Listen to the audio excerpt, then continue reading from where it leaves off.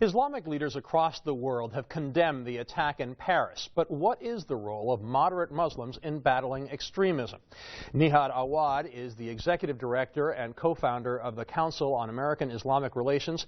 He joins us from Washington, D.C. Nihad, good to have you with us. While there were condemnations from the Arab League and leaders of Muslim nations, including Egypt, Saudi Arabia, Iraq, and Tunisia, are Muslim nations and their in your view, doing enough to condemn and battle terrorism? I think it's very important to condemn terrorism and differentiate between terrorism and Islam, even between jihad and Islam. Just a while ago, I heard on Al Jazeera show a major analyst saying that these jihadists, referring to them as terrorists. So you cannot equate jihad, which is a legitimate thing, with terrorism, which is not legitimate. So the choice of words is very important, and it is critically important for all of us, including our organization, which has condemned terrorism today, to continue to speak against this phenomenon and to save our faith, the faith that 1.6 billion people live it and love it, but we have few extremists who took control of our image through, unfortunately, high-profile execution styles and murders like what we have seen today. So we have to continue to differentiate and save our faith from the hands of the few. Right. So it is important. And also the fact that we encourage our communities, especially in the West, to be civically engaged, to speak truth to power, to use the Islamic means of making change, which is to live your faith, to interact with people, to love your neighbor, and also to work within the system to change things that you disagree with, including even dealing with the opposition, those who mock you, those who disagree with you. We do not use violence. And today I tweeted using the Quran itself, which many people sometimes do not know or do not understand, especially in the West.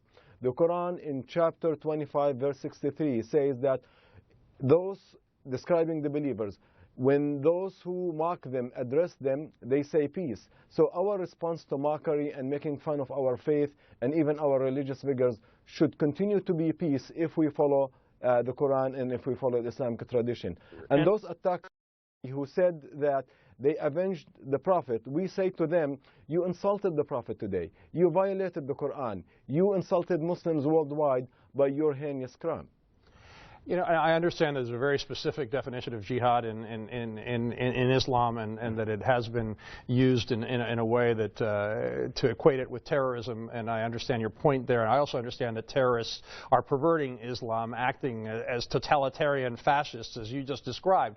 And I also understand the predicament of moderate Muslims. We have a powerful cartoon that shows a moderate Muslim caught in the middle, with the terrorists on one side accusing them of being with the infidels, and then the world on the other side accusing them of being with the terrorists. So what should the role be for Muslim leaders like you?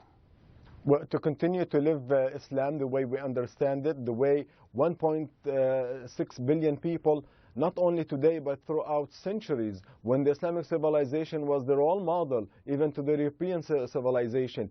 These are the values that makes humanity continue to thrive and survive. But unfortunately, there are political issues that politicians have to take care of. And the integration of Muslims in France and Europe, in the United States, is also an important issue that we have to keep in mind. But the use of violence is completely violated in Islam when it comes to dealing with those who mock us, those who disagree with us. What can you and others do in the face of people like one prominent Muslim activist in England, a very famous guy in England, who spoke out saying that freedom of expression does not extend to the prophets of Allah? No, well, I disagree with him.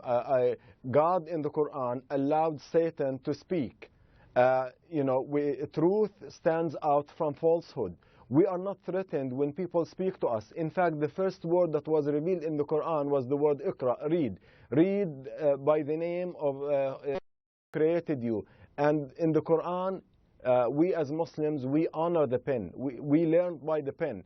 So education, expressing oneself even when we disagree with others, it should not constitute as a threat to us. It is a threat to us when we threaten ourselves, when we do not allow people to speak their mind, because there is no compulsion in religion. You cannot force people to think like you. People have to like you, then if they're convinced, they behave like you, or if they choose to continue to behave the way they want, that is their choice. That's protected under Islamic law, under Islamic faith, and should be protected by Islamic behavior today. You know, a well-known Muslim cleric in France went to the scene of the massacre, and he echoed you. He said that the terrorists are quote, barbarians. They lost their soul, sold their soul to hell. But then he added, I hope the French will come out in solidarity and not against the Muslim minority in Europe. You brought up that concern a moment ago. We've seen huge protests against Muslim immigration in Europe, including a series of them over the past few days in Germany, and nationalist anti-immigration parties are on the rise in Europe. So is there any doubt, and I'm sure you're afraid of this, that this will lead to more Islamophobia?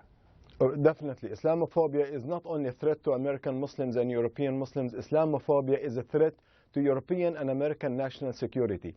And we all should be concerned about any attempts to marginalize, silence any group of people, or even to allow hate speech against minorities. We've seen when anti-Semitism was allowed in the 20th century, in the 40s and in the late 30s, we knew and we saw how it ended up in genocide of Jews in Europe.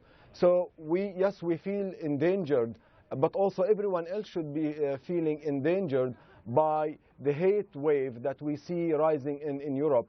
And we urge religious, cultural, and political leaders to curb and curtail these movements by their leadership of emphasizing unity and the protection of free speech and the religious freedom for Muslims and non-Muslims alike in Europe. Because if this attack does lead to more anti-Muslim sentiment, and then that leads to actions against Muslims in Europe, the fear has to be that we're going to see increased support then for jihadists, because that does happen, and this could very easily become a vicious circle. I don't know how you break it.